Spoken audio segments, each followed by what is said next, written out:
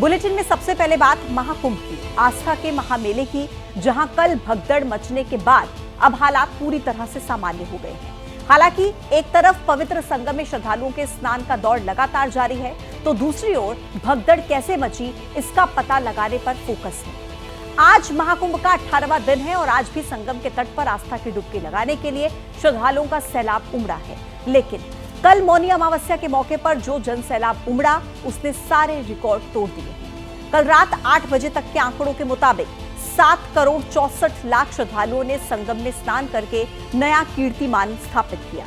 यह आंकड़ा अभी और बढ़ सकता है और 8 करोड़ तक पहुंच सकता है, जिसका अनुमान लगाया गया था। तो एक ओर संगम किनारे उमड़ा श्रद्धालुओं का सागर है, तो दूसरी तरफ उन श्रद्धालुओं के लिए महाकुंभ में किए गए हाईटेक इंतजाम, जमीन से आसमान तक सुरक्षा चक्र है। लेकिन ये सब कुछ भगदड़ रोकने में नाकाम रहे। ऐसे में महाकुंभ के महाप्रबंधन पर सवाल उठे हैं। लिहाजा सीएम योगी एक्शन में हैं। उन्होंने हाई लेवल मीटिंग की, मामले की न्यायिक जांच के आदेश दिए। तो इस बीच एक बड़ा अपडेट आपको बताएं, महाकुंभ में भगदड़ पर एक्शन में मुख्यमंत्री योगी आदित्यनाथ। सीएम योगी ने न्यायिक जांच के आदेश दिए हैं। 3 सदस्यीय आयोग भगदड़ की जांच करेगा। इलाहाबाद हाईकोर्ट के पूर्व जज हर्ष कुमार आयोग के अध्यक्ष।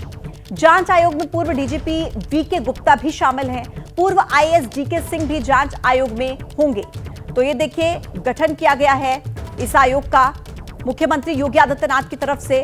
और भगदड़ जो महाकुंभ में मची उसी को लेकर एक्शन मोड में मुख्यमंत्री योगी आदित्यनाथ 3 सदस्यीय आयोग भगदड़ की जांच करेगा, जिसमें इलाहाबाद हाईकोर्ट के पूर्व जज हर्ष कुमार शामिल हैं, आयोग के अध्यक्ष। जांच आयोग में पूर्व डीजीपी शामिल हैं, पूर्व आईएएस भी जांच आयोग का हिस्सा होंगे।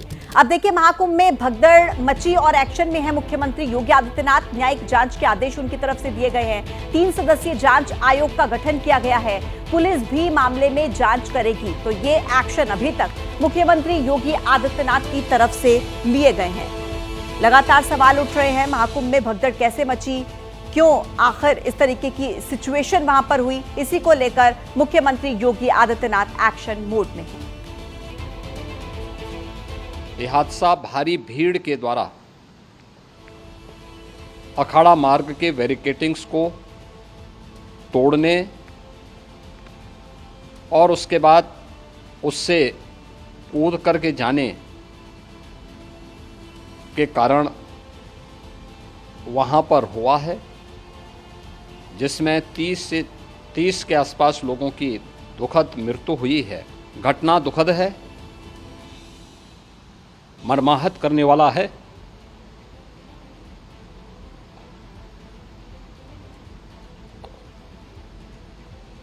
उन सभी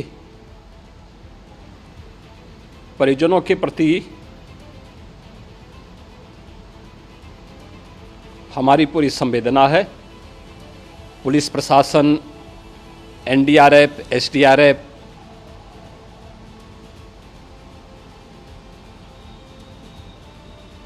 और भी अन्य जितने भी व्यवस्थाएं हो सकती थी, उन सबको वहां पर तैनात किया गया है। ये सभी घटनाएं मर्माहत करने वाली भी हैं और एक सबक भी है। लेकिन हादसे के तह में भी जाने की आवश्यकता है और इसी दिशा से सरकार ने भी तय किया है कि हम इसकी एक जुडिशियल इंक्वायरी भी करेंगे, क्योंकि कई बार रिव्यू होने के बाद स्थानीय स्तर पर हर प्रकार की सतर्कता के बाद आखिर कहाँ से ऐसे हादसे फिर भी होते हैं और हुए हैं। इसके लिए हम लोगों ने न्यायमूर्ति हर्ष कुमार के नेतृत्व में पूर्व डीजी श्री वीके गुप्ता